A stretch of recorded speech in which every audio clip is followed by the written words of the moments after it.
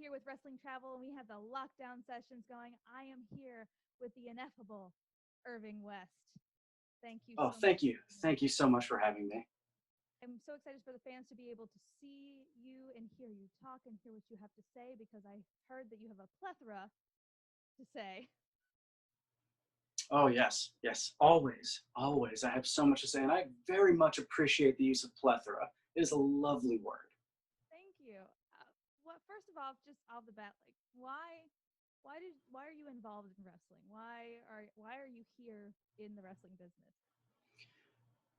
That's a question that I've gotten probably for a number of reasons from a number of people, some of them condescending, but I am a self-professed and unabashedly educated person. I don't think there's anything wrong with being smart and with applying one's intelligence. Now, that said, you're an owner of several wrestling organizations, if I'm correct. Yep. And so you know surely exactly what wrestlers are like and what fans are like. And that is to say, not, how shall I put this, the smartest. Oh. I'll try to be a little kind.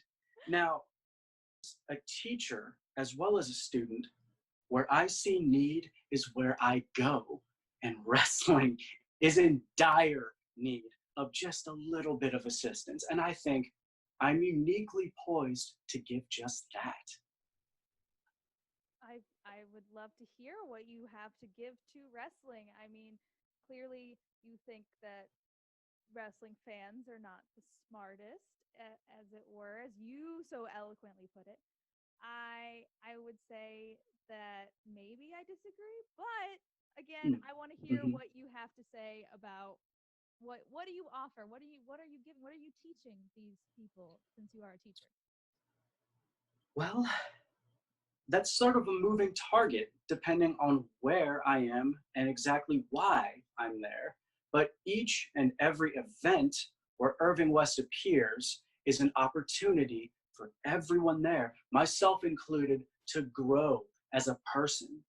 And that, in the largest sense, if I'm speaking abstractly, is what my goal is. Now, how I achieve that, there are a number of ways. And I think pedagogically, it's important to be adaptable. Now, as a wrestler, I pride myself on technical prowess.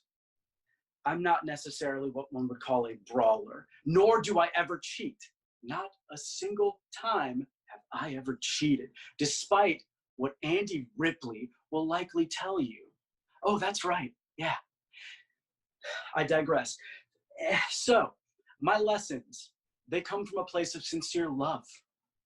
And it seems as though everywhere I've been, whether I've had a chance to say or do anything, people automatically jeer and boo. And they've said things to me. They've said things that I haven't heard since middle school. The filth that comes from their mouths. It's depressing, but that's where I'm needed. I think I can help. I think I can help. And I really desperately and deeply believe I will. You mentioned Ripley. I've seen some banter back and forth between you two. Do you have anything to say in for you? You know, I lost my composure for a moment. I somewhat regret even bringing them up. Ripley, Ripley is someone with whom I have a bit of a storied history. And let's just say that I have always seen potential in Andy Ripley, but they refuse to take the steps necessary to move to that next level. Though Ripley will never approach the level of intelligence and wrestling ability that I've achieved, certainly with my help, they, like many others, can get just a little bit beneath where I am. Certainly, I'll give them the benefit of the doubt in that respect. Well, thank you for that.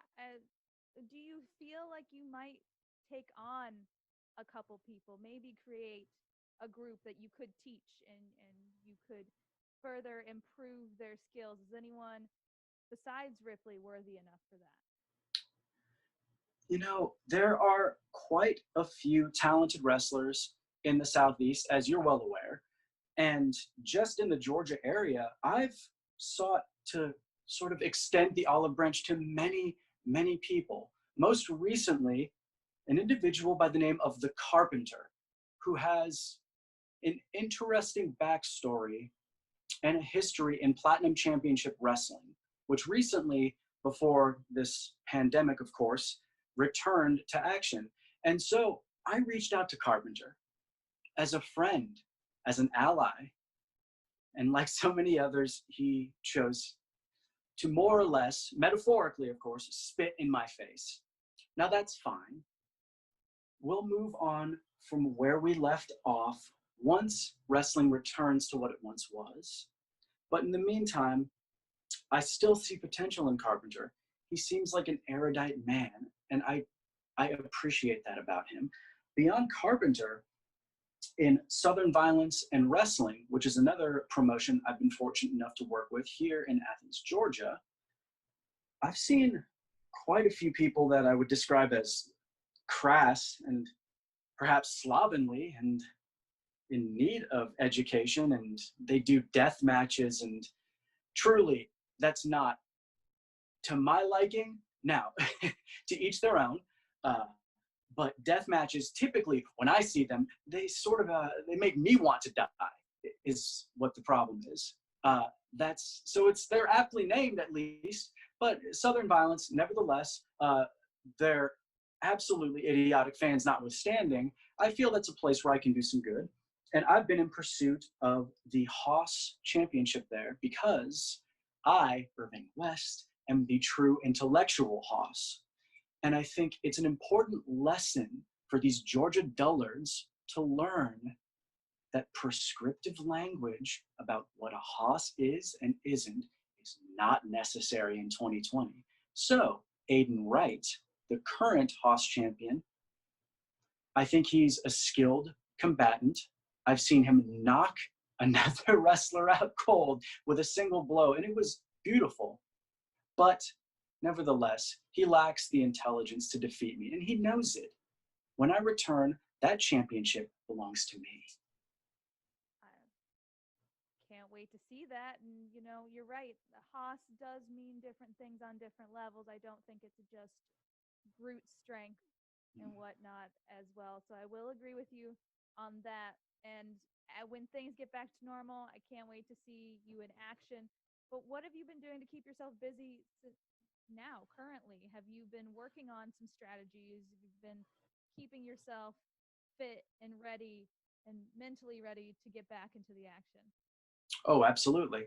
The odd thing, and I've mentioned this to others before, is that I suddenly find with all of this free time on my hands that I'm able to condition myself both mentally and physically more often and throughout the week more days than I did previously. So I wouldn't say necessarily that I'm thankful for the things that have happened because they're horrible and disruptive. But if I'm looking for silver linings, as I often try to do, ever the optimist, I will say that I've been able to get in much better shape physically and mentally, and it's fantastic. So when I return, I hope to show everyone the fruits of all of this labor, because being by myself, that's not an issue. I don't mind that at all. It's more time to improve me. But what I miss is the teaching aspect, the one-on-one. And so I'm hoping that leading by example, when I return, everyone will see that they truly can ascend if they want to and if they try. Well, you being a teacher, clearly somebody had to teach you. Who were some of your teachers? Who got you here? In professional wrestling, I've been fortunate enough to, just by happenstance, meet a group of very helpful and empathetic individuals, patient individuals. I've had a few misgivings and a few, let's say, miscommunications with a professional wrestler, a local legend known as Azriel. Azriel is my primary trainer. We don't always see eye to eye, but I respect him greatly. Another of my trainers, and who's been a source of inspiration for me personally, is Slim J. Slim J is incomparable. I think Slim J deserves all the credit in the world. And I'm certain that once everything gets started again, he'll continue to have more eyes on him because I think he was just starting to get his momentum. Beyond those two, as my primary trainers, I've been fortunate enough to have the tutelage of people like Matthew Hankins, who is a fantastic performer in his own right, manager of the year in Georgia Wrestling History's Awards. He also has just a brilliant mind for professional wrestling, and he's been incredibly generous with the knowledge that he's imparted to me. And that's been a running theme since I began this whole journey, is taking advantage of when people are generous with that knowledge. And that's something that I try to do as well. Well, that's fantastic. I mean, you seem to be ready to go, ready to do everything. So, do you have any kind of ventures or bucket list things you're looking forward to on the horizon? Anything tentative that you want to do or are going to do? Absolutely. My my goal, I would say my loftiest goal, if I wanted to put it that way, would be, as with many other professional wrestlers, I assume, to wrestle in Japan. I think that I could learn a great deal there. And growing up, Japanese wrestling has always been important to me. Discovering it at a formative age was significant, not just as a wrestling fan or a wrestler, but in a broader sense. And so if I could ever have the opportunity to do so, that would be fantastic. Uh, I grew up watching things like Michinoku Pro Wrestling and FMW, and a lot of those legends are still active. And so if I could have the opportunity to train at, say, Michinoku Pro, that would be a dream come true. Not to mention that they also do an event, I think it's annually, where there's a match that's a battle royal, more or less, on a train line. And as the train's moving, that's where the match takes place. And it's still elimination. So essentially, the last person remaining, by the time the train makes its way all the way around its usual circuit back to the first stop, that's who wins. And then the championship is shaped like a train and it's made of wood. And I think that is creative and beautiful and strange. And those are the types of things that I want to be involved in. The strange things, if at all possible. So I like strange things. I think that's great, fantastic. I have to look up this belt now because this oh, sounds. I'll send you information. It's a sight to behold. It is just gorgeous. Oh yes, I totally want that because that's the kind of things I like. I like the weird, strange things that is professional wrestling. It's Oh, it's oh my god. fantastic. There's nothing like it, truly, truly. Another promotion in Japan that I think are starting to gain ground in the United States too is DDT, Dramatic Dream Team. They are so strange. I think Kota Ibushi's become sort of a household name for a lot of people now, Yes. what with New Japan and his rise there. But he's done some of the most incredibly strange and fun matches in DDT. Well worth looking into. That's the kind of thing that creatively it really, really inspires me. Super athletic, super technically sound wrestlers pushing themselves to do things that are strange. I think there's something amazing about that because as much as I appreciate very straightforward technical wrestling, I could watch what some would consider to be the driest technical matches where people barely leave all fours and I'll have a great time. But at the same time, I also like to watch Kota Ibushi move through an apartment complex like he's some sort of a video game character fighting people in separate rooms. So I think that there's something for everyone, hopefully, and I would like to have the opportunity to do all of those things, right? I That's like it. Yeah, the dichotomy and everything is so great. And speaking of just professional wrestling, but what else outside of professional wrestling? What makes Irving West outside of pro wrestling? Like, what else do you do, or what else inspires you? Because you can't just be in pro wrestling all the time, right? no, absolutely not. That would be potentially the least healthy thing I could think of. Uh, Broadly, I am indeed a scholar. It's a lifelong thing that I can't quite separate myself from. I've been working on a doctorate for some time, have a couple other degrees in English literature, and so literature is something that I study. So much of my time is spent with that as well.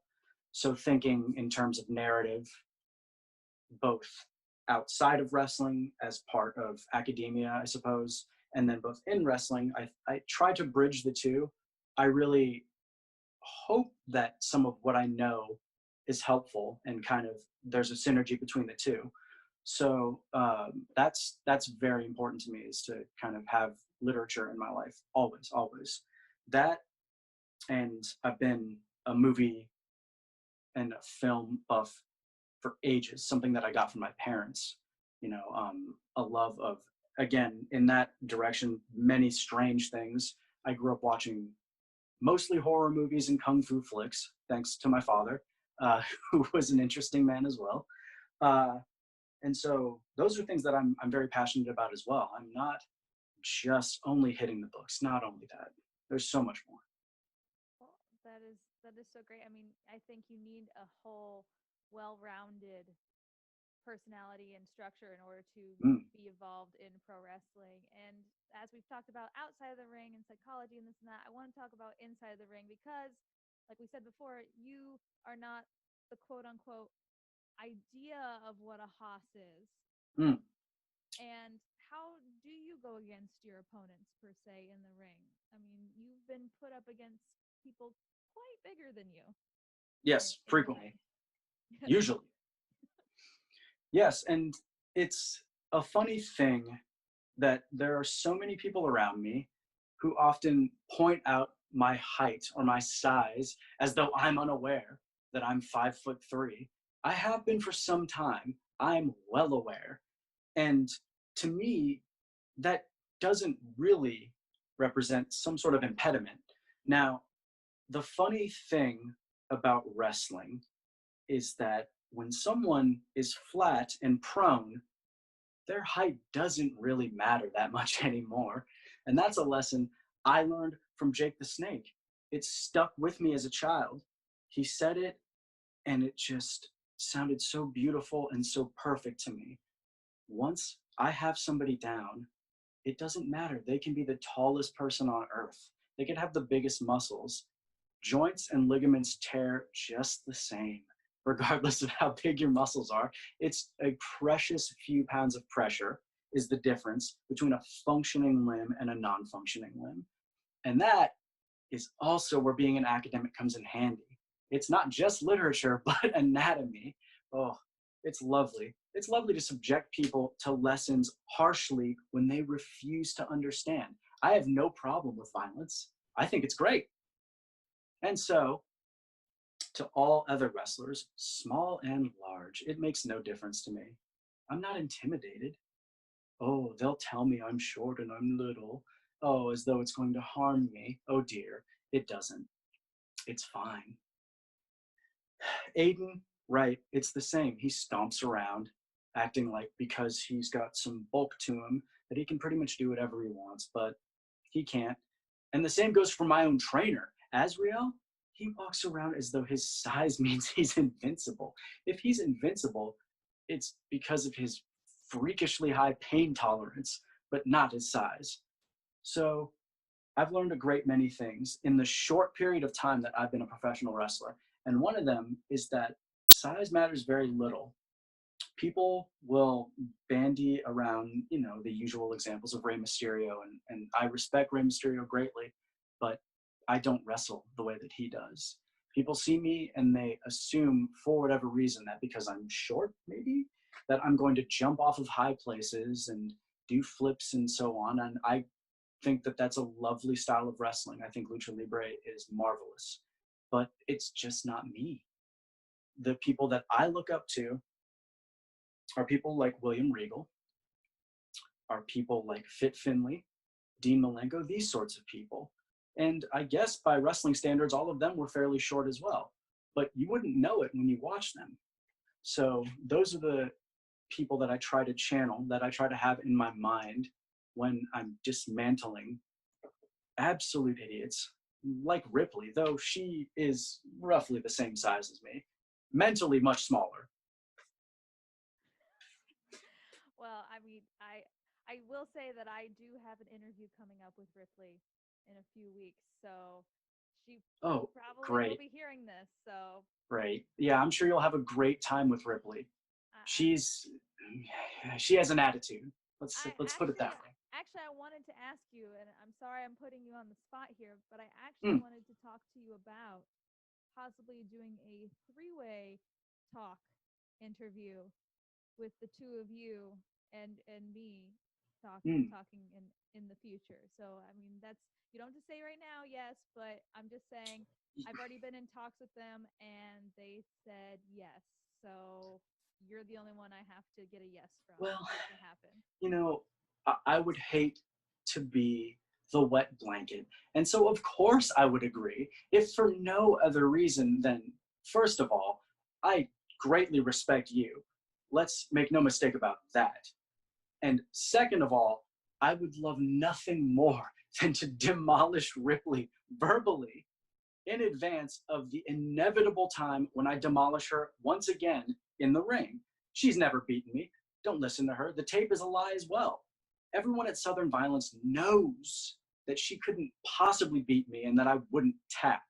That's not something I do. Well, I'll make sure that we go back and look at that tape as well to see if you're correct or not because Technology really is something. People are capable of doing some very, very specious, very shady things with technology these days. are you a conspiracy theorist? Me? No. That tinfoil hat nonsense? I'll have none of it. And I've seen plenty, plenty making the rounds, especially in the old wrestling internet. I tell you, it is a box of wonders. The tinfoil hats are getting larger and larger, and they're casting such a shadow that I'm afraid some people might not actually get out from under it once all of this is done. Yeah, yeah. I mean, okay. Well, on that, I look forward to us having this three-way conversation as well. And any last words? Any final words? Last words sounds like you're dying now. Any final words? Let's hope not. Yeah. Any final words to our wrestling travel audience out there? Well, we're gonna see you again, obviously. But if there's anything you want to leave them with, or talk to them about, or tell them about, Yes, floor of is yours. course, of course. Dear friends in the wrestling travel world, viewers, know this: Irving West loves you dearly. Don't shrink away from the idea of love because it is genuine and I'm your ally. Love doesn't necessarily mean affection, so I'm not going to hug all of you. No. But I will do my utmost to be your advocate and to help you achieve your goals. It is my true passion in this life, whether that's in Georgia or whether that's anywhere else where I'm fortunate enough to be able to teach. And so I look forward to seeing all of you, hopefully in closer proximity, once the world is a bit safer and a bit more sane. It's perfect. And where can they find you on all of the social media Yes, magic? all of my social media, which currently is Twitter, Facebook, and Instagram, are all at the same address, which is at Irving West PhD. Right, because you're getting your doctorate. You're working on that. Yes, That's exactly. That's a bit aspirational, the email handle and so forth. I mean, you're ready for it though. Clearly you have the mind for it. So you've already set Thank you. yourself up for success. So I look Exactly. forward for us to celebrate you getting your PhD and As do I. stamping that officially on Mm. there. We'll have to have some kind of celebration for that or something. Oh, I agree. It's a ways off, but that celebration will be spectacular. Well, thank you so much for joining me and for Irving West and for myself, Brittani Nikole on Wrestling Travel. This is the Lockdown Sessions. Join us next time. Make sure you like and subscribe to the YouTube and hit that little bell so you know the notifications happen. Don't hit the weird dislike button in the middle. That's not even there. I mean, if you don't like us, tell your enemies. But thank you so much, and we'll see you later.